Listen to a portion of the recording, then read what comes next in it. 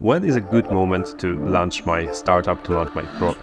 The best moment to launch your startup was yesterday. It may sound scary for you, and what does it mean that it was already yesterday? And what does it mean to launch a startup? We'll try to dive deeper into those two areas.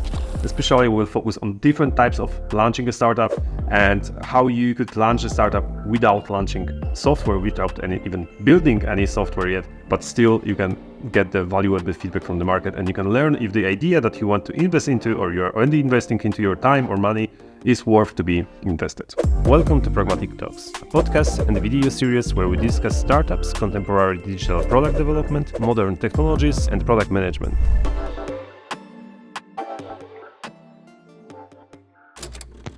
Launching a startup is the greatest fear of almost every founder, especially the founders who have never done this before. And the question is, okay, so why? Why people are afraid to launch the product and collect the feedback from its users, from its client? The answer is not so obvious, but we as a people, we as a human, we are usually afraid of being wrong. We want to be right all the time. So whenever we have a new idea about the product, we are always aiming to create the best idea, to prove that we are right. And we don't want to be wrong. We don't want others to tell us that we are wrong. So often, when people are launching the product, when they are colliding their brilliant idea, their brilliant product hypothesis with the market, so often it occurs that, sorry, your idea was wrong. Your hypothesis was wrong. You need to start over. You need to change something in your idea. You need to improve your product before it will actually be something that people would like to use. And by saying often, I mean literally most of the time. Most of the time we are wrong when thinking of what other people would like to use, what other people would like to pay for. And by paying for, I mean paying by their wallet, by their money, but also paying by their time, their data, and their attention. Why is it the greatest fear of every founder? The founders tend to ask themselves the questions that are not necessarily the right questions that the founders should ask, especially at the beginning. The questions such as, what if no one will like my product? What if no one will use the app that I'm building? What if the investors wouldn't like it and wouldn't like to invest into it? What if my business model wouldn't work? What if someone will steal my idea if I will launch too early? Let's assume that no one will like your product, especially that you just launched it at the very beginning. You just started working on your product hypothesis. You have just idea, maybe landing page, something like this. You launch it, show it to the people. No one sign up to your sign up form. So what? You have few options. You can give up, or you can change something, reiterate, launch again, and see what will happen, and see if people will like the new idea or fine-tuned idea that you just improved. The same with people using your app. If you launch an app and you still have some money to improve it, launch again, see if people are using it. The worst thing that you can do is to spend all of your budget, all of your money, all of your energy also as well on building something for a very long time and delaying the launch as long as possible. And at the end, learning that there are some people that like it, that want to use it, but those just a few people. And the majority are quitting or don't want to use the product. Maybe you even learn what needs to be improved after this long time of development and then release. But you won't have budget for that because you spent all of your money on building it. That is a disaster, and this is the situation that actually many founders end up into, especially founders who are starting building the product from building the product. In one of the previous episodes, we've been talking about the UX design and UX research, and I told you that validating your product hypothesis by building the product is the most expensive and the most inefficient way of validating your product hypothesis. Founders often are delaying launching the product. They're trying to make it perfect. And there is nothing wrong in doing things perfect, but perfect needs a lot of time and needs a lot of money. And when you're a startup founder, often you don't have neither time, neither money. So it's better to launch something that is good enough, not perfect yet, and see what the direction is, because you may learn that nobody likes it. And it's not because it's not perfect, it's just because it doesn't solve any real problem. But you already learned something, yeah, but that way. And you can change the idea, work on it, and reiterate and do this once again. But if you are going to do something perfect and spend a lot of time on it, you will end up with building something that there is a high chance that people will don't like or will need to be adjusted, even that you thought that it's already perfect. Perfection is okay, but not necessary in building the startups.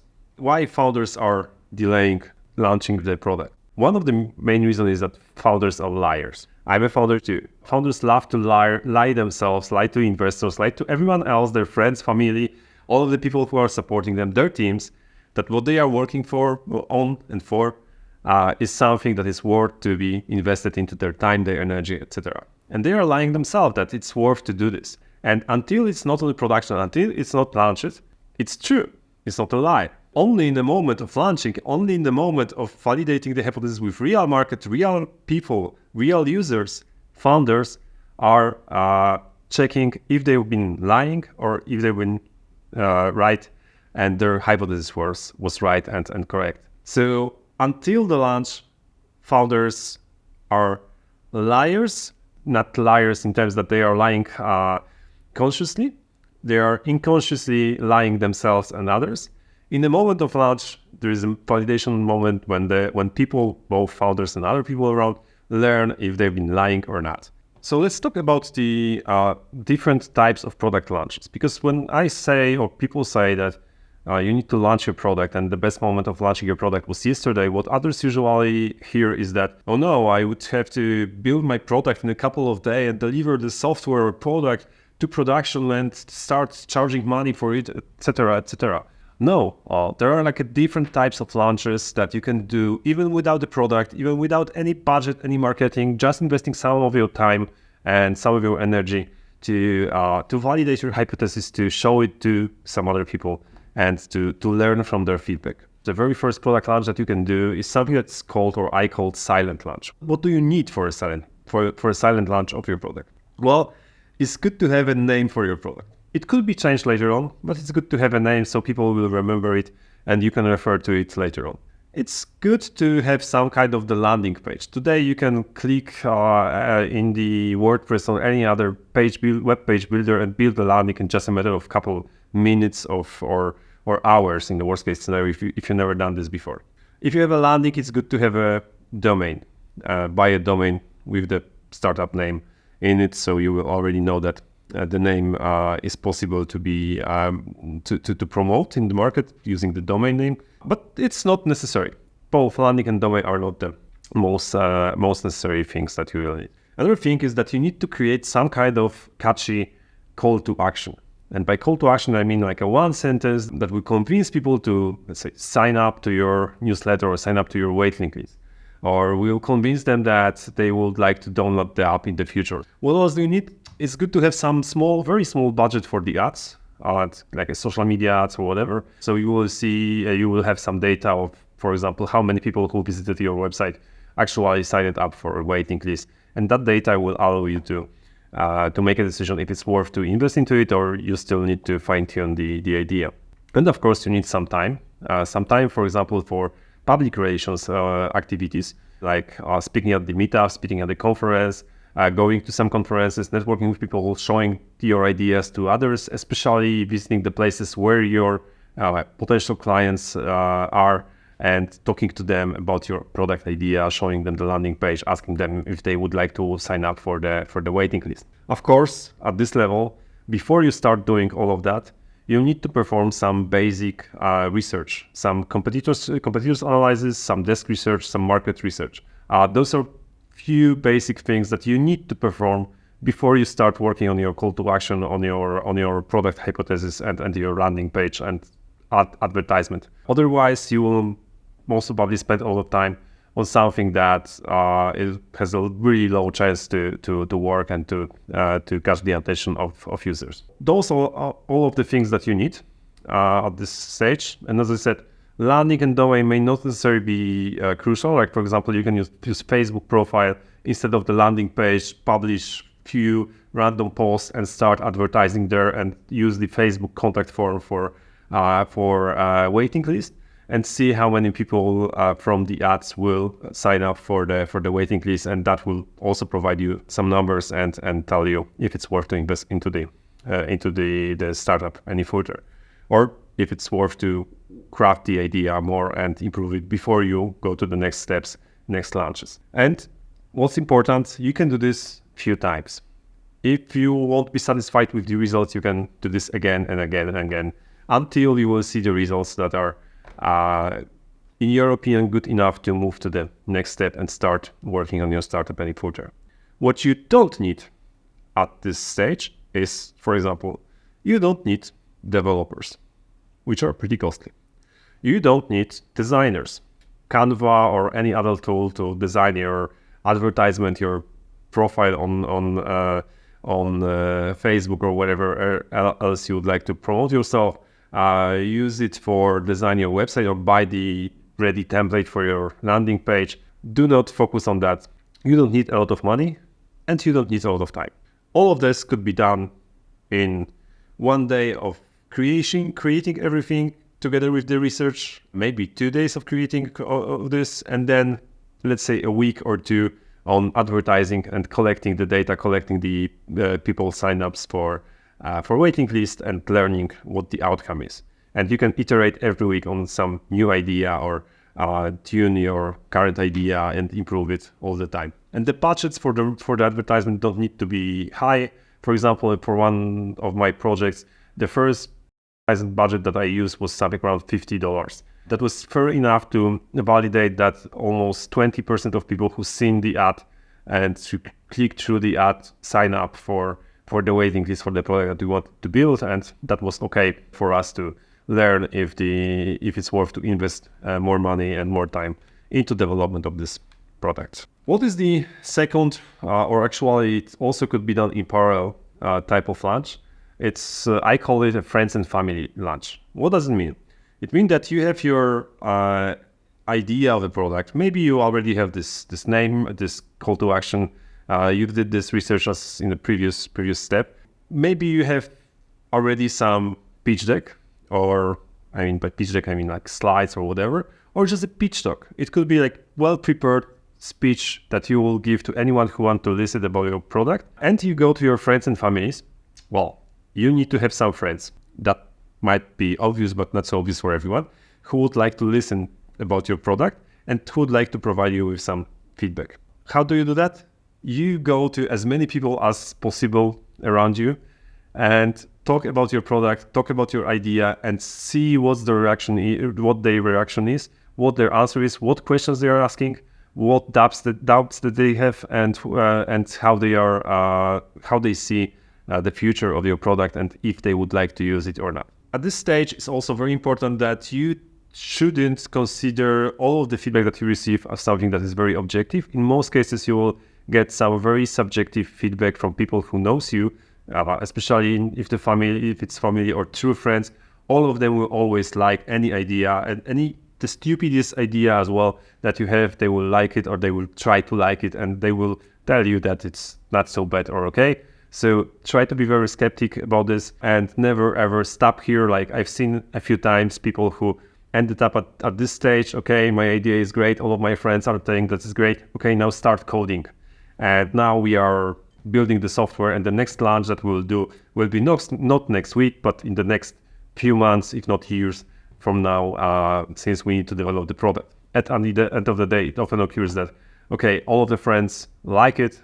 No one, even from the friends, signed up to the real product. No one have been using it later on. So be aware that friends and family feedback is something that is very important. It's something that is good to have, but it's not objective, and you will not always get a feedback that will be clear enough and that will be objective enough to make a decision of investing a lot of money into your product at this stage. What is the next type of launch that you can do? Okay, before you start building your real product, you can build something that is much simple. And I'm not saying about building something that will be a minimal viable product yet. I'm saying about building something that will be demo. And a demo launch could be something like you build a prototype of your app in Figma or something like this. Maybe you hire some designer already and you build some designs, whatever. Then you can use this prototype to, for example, record a video of how people could use this app in the future. You can publish this video, see the reactions, use it for the interviews with, for example, people from your waiting list who signed up before, check their reactions, check their feedback, and iterate on that a couple of times to improve the actual potential design of your future product. It's still requires some costs, some money, some investment. So at this stage, you will need to invest at least in some kind of designs of your application and maybe some kind of development of clickable prototype if it's required in this case.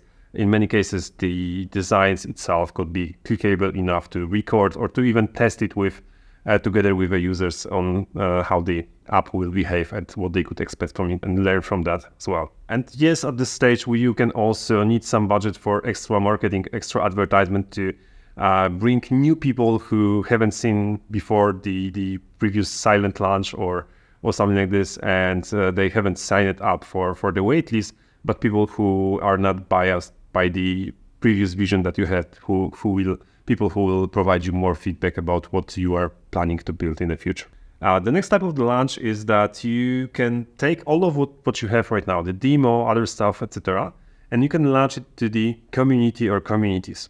For example, your waiting list could be turned into the community, your own community that you are managing, that you are working with, and with whom you are shaping the product that you are going to build.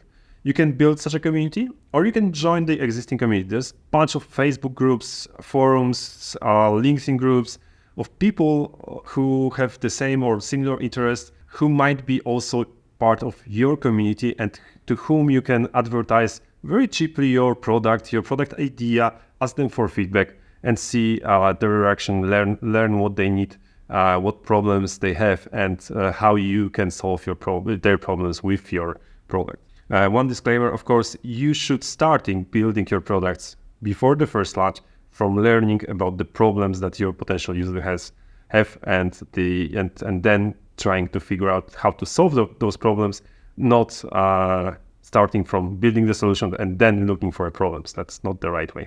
So always start with problem, then build the solution for this problem.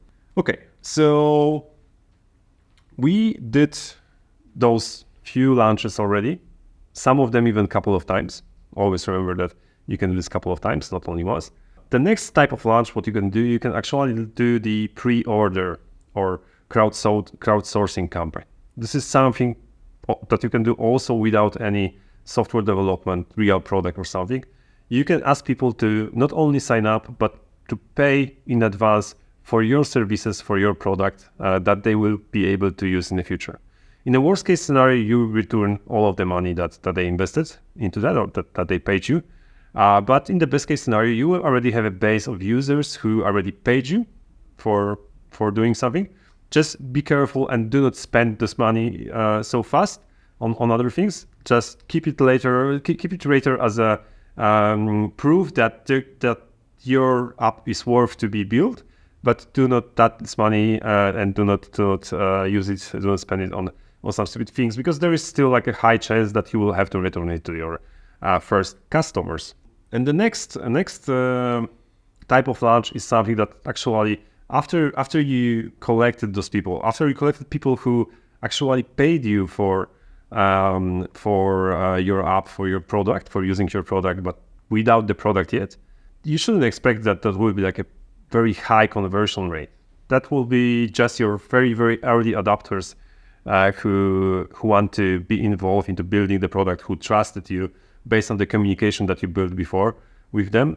Those numbers won't be great, but that will prove you that those people were not kidding. They were pretty serious about telling before that they want to use this product and they see the problem that you want to solve, and they would like to pay for the solution as well.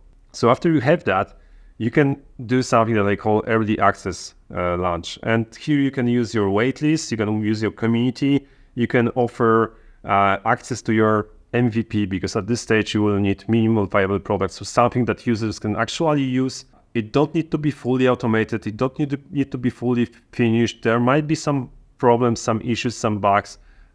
Focus on the main functionalities that or one functionality that you want to implement in your real product, and test it with your community, with people who were on your waitlist, with people who were in a contact with you. So you already build this kind of community with them, and they will forgive you even if the app is not great, especially that if you will tell them that they receive this early access only because they sign up, and you will transparently tell them that there might be some issues, and the goal for this early access is to actually test this app together with them, and you are asking them for help, and you want to involve them into building this app.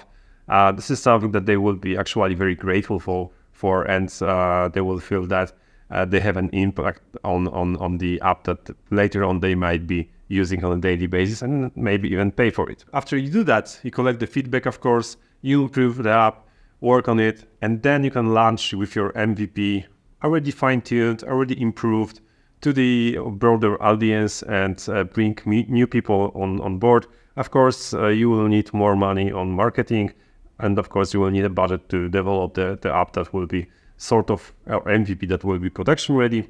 And then what you need to do is to launch very often a new version of the MVP, and slowly, maybe not slowly, but step by step, improving the MVP and building the real product, not just minimal viable product, from the MVP, and grow it and grow your user audience. But never ever forget to launch again and again and start over. Anytime you receive a feedback, anytime you receive a data that will tell you that you need to improve something, just improve and launch again and again. So this is basically speaking the whole process of launching the product. As you can see, you don't need to have a product. You don't need a lot to invest into your product to launch your product and to learn about your ideas. You can do this actually pretty cheaply, and you can do this very often. You can do this many times for any idea that you have, and you can validate your hypothesis, validate your product without any budgets, especially if you have some skills, some coding or webmastering skills or basic advertising skills. You can do this on your own. You don't need any support, and you can collect a lot of information, a lot of data. The data that you will not only help you to understand your user base, your market, and the needs of your users, but also will help you to convince your potential investors or partners or other co-founders who might later on join you and help build the product together with you. So that's all. There's like many examples of startups that have been built that way. For example, Airbnb. It was just a landing page that was published and advertised at some conference where people were going to one city, and it was advertised only among this conference audience, so people could book the apartments instead of the hotels, and make it much more cheaper than just the hotels, etc., etc. Another example is Uber, which was also something that was very simple at the very beginning, just described as the idea. You can Google this stories, and you can learn how other startups did it in the past, and you can try to copy them or even improve it and build it in the better way. Because to be honest, most of the stories, looking at it from the time perspective, there could been done much better, and most of the startups could been done much cheaper actually to validate and optimize or go to market much faster, because they spent a lot of time and money on building things that people were not ready for, were not wanting for. So as you can see, launching your product is something that you shouldn't be afraid of, and it's not anything that you should delay. This is actually something that you could do as often as possible and as early as possible. And as I said at the beginning, the best moment to launch your product was actually yesterday. So if you haven't done this yesterday, maybe do this today or tomorrow.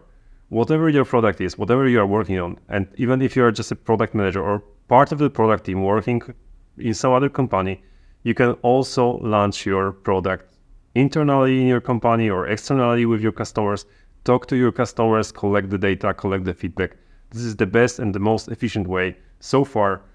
Maybe AI will change it, or maybe some other innovations will change it, but so far it's the best and the most efficient way to build startups, to turn new ideas into the real product. Pragmatic Talks is delivered to you by Pragmatic Coders, the first choice software development partners for startup founders.